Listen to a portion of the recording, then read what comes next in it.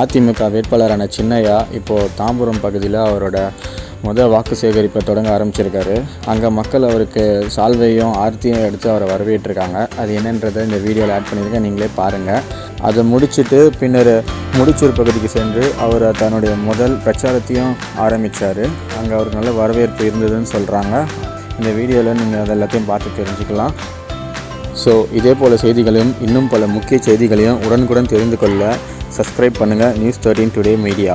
உடனுக்குடன் செய்திகளுக்கு News13 Today like பண்ணுங்கள், ஷேர் பண்ணுங்கள், கமெண்ட் பண்ணுங்கள் அண்ட் மறக்காமல் சப்ஸ்கிரைப் பண்ணி பெல் ஐக்கானையும் கிளிக் பண்ணுங்கள்.